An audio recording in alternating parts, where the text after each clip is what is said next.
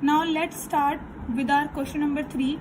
Represent root 2, 3, 5, root 10 and 13 on the number line. जो कि सारे ही इरेशनल नंबर हैं. रैशनल नहीं, इरेशनल नंबर्स को कैसे रिप्रेजेंट करते हैं वो हम आज सीखेंगे. तो सबसे पहले स्टार्ट करते हैं रूट 2 से. अब किसी भी इरेशनल नंबर को अगर हमें रिप्रेजेंट करना है नंबर लाइन पे, तो हमें सबसे पहले पता होना चाहिए राइट ट्रायंगल के बारे में, या फिर ये कहना चाहिए पाइथागोरस थ्योरम के बारे में. एक राइट ट्रायंगल वो ट्रायंगल होता है जिसमें एक एंगल हमारे पास one angle is of 90 degree. उसके सामने ऑपोजिट जो साइड होती है उसे हम हाइपोटेन्यूज बोलते हैं.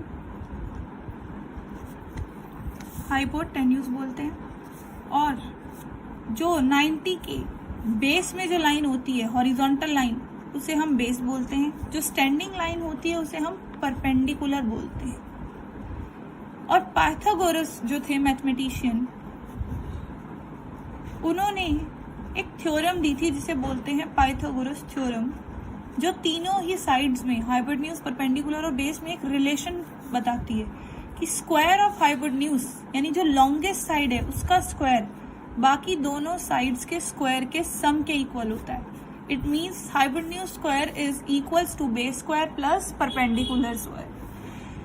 अब इसको हम ऐसे भी लिख सकते हैं कि हाइपोटेन्यूज की वैल्यू अगर मुझे फाइंड करनी है, यानी कि मुझे लॉन्गेस्ट साइड की वैल्यू फाइंड करनी है, तो स्क्वायर जब उधर जाएगा तो स्क्वायर रूट बन जाएगा. इसे ऐसे भी समझ सकते हैं. हमें इसी चीज की जरूरत है. हम अपने हर क्वेश्चन को इसी फॉर्म में कन्वर्ट करेंगे. फॉर एग्जाम्पल, अगर हमें रूट 2 बनाना है तो सबसे पहले मैं ये देखूंगी कि मैं इस रूट 2 को कैसे ब्रेक करके लिख सकती हूँ. अगर मैं 2 को ब्रेक करूँ तो दो मेथड है. या तो मैं 2 को लिख सकती हूँ 1 + 1, और या फिर हम लिख सकते हैं 0 + 1. अब जो हमने ये ब्रेक किया है, ये इनमें से एक साइड बेस है और दूसरी हाइपोटेन्यूज, दूसरी परपेंडिकुलर, क्योंकि ये हमारे लिए हाइपोटेन्यूज है जो वैल्यू है, और ये जो हमारे लिए होगा, ये जो है अंडर रूट के राइट साइड पे, ये हमारे लिए बेस और परपेंडिकुलर का वर्क करेगी. कभी भी किसी भी ट्रायंगल में साइड की लेंथ 0 नहीं हो सकती, नॉट पॉसिबल. इसलिए हम कभी भी ऐसा कॉम्बिनेशन नहीं लेंगे जिसमें एक साइड एक वैल्यू 0 हो, क्योंकि अगर ट्रायंगल की लेंथ ही 0 हो गई तो वो ट्रायंगल कैसे फॉर्म होगा. इसलिए हमने कौन सा लेना है, 1 + 1. अब हम ये देखेंगे, फर्स्ट स्टेप हमारा हो गया ब्रेक करना. फिर हम ये देखेंगे कि ये नंबर जो हमने ब्रेक करके लिखा है ये किसका स्क्वायर है. For example 1 is the square of 1. 1 का स्क्वायर ही 1 आता है. अगेन 1 का स्क्वायर ही 1 आता है. अब इन दोनों में से जो ग्रेटर होती है उसे हम बेस मानते हैं वैल्यू को, और जो स्मॉलर होती है उसे परपेंडिकुलर. पर यहाँ पर तो दोनों ही 1 है, तो इसे बेस मान लें या इसे परपेंडिकुलर, एक ही बात है. यानी अब हमें ऐसा ट्राइंगल बनाना है, अगर मैं वो एक ओवरव्यू लूं तो हमें ऐसा ट्राइंगल बनाना है जिसका बेस भी 1 होगा, परपेंडिकुलर भी 1 होगा. तो हाइपोटेन्यूज मुझे क्या मिल जाएगी, रूट 2. तो अब बनाना स्टार्ट करते हैं. इसके लिए फर्स्ट ऑफ ऑल हम एक नंबर लाइन ड्रॉ करेंगे, और उस नंबर लाइन में भी हम सबसे पहले इंच वाली साइड यानी यूनिट्स, जिसे हम 1 यूनिट भी बोल सकते हैं या इंच, वो हम ड्रॉ करेंगे.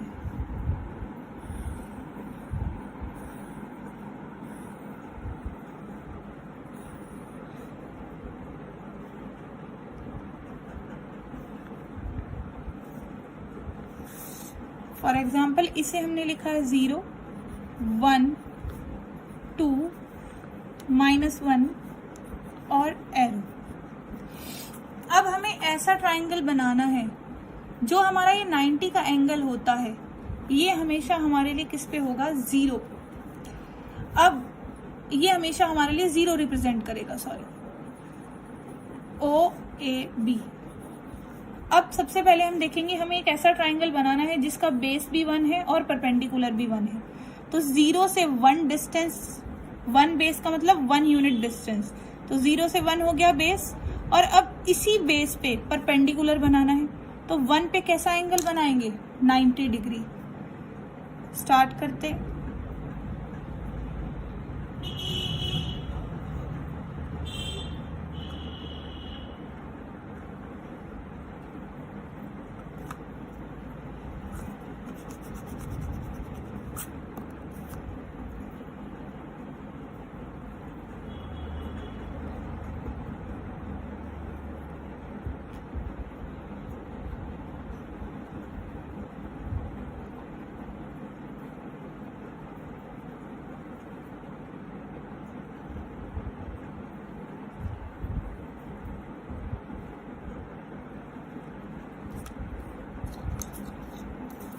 अब ये जो हमने बना लिया है, ये 90 डिग्री एंगल बनाया है हमने 1 पे।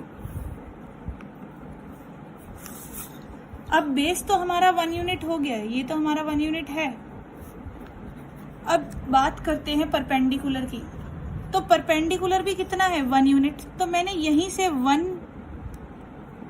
1 डिस्टेंस यानी 1 यूनिट ओपन किया है कंपास में, ऐसे 1 यूनिट मेजर कर लिया और ये ओपन करके यहाँ पर आर्क लगा दिया है 1 यूनिट का। अब मेरे पास ऐसा ट्राइंगल बन चुका है जिसकी बेस भी 1 है और जिसका परपेंडिकुलर भी 1 है। तो अब जो हमने आर्क लगाया था 1 यूनिट का, उससे हम 0 से ज्वाइन कर देंगे। तो ये जो हमारे पास लाइन बनी है ये है √2। लेकिन अभी हमने √2 को नंबर लाइन पे रिप्रेजेंट नहीं किया, तो √2 को नंबर लाइन पे कैसे करेंगे, 0 पे रखना है हमें अपना कंपास, और जहां हमने √2 बनाया वहां हमारी पेंसिल होनी चाहिए, पेंसिल की निडल। और अब ऐसे वहां से ऐसे लेकर जहां भी ये नंबर लाइन पे आएगा, ये हमारे लिए क्या हो गया है, √2। This is called √2. Now we can name the triangle. For example, O, A point, and this is B. OAB. OB is the √2. OA is the base, that is 1.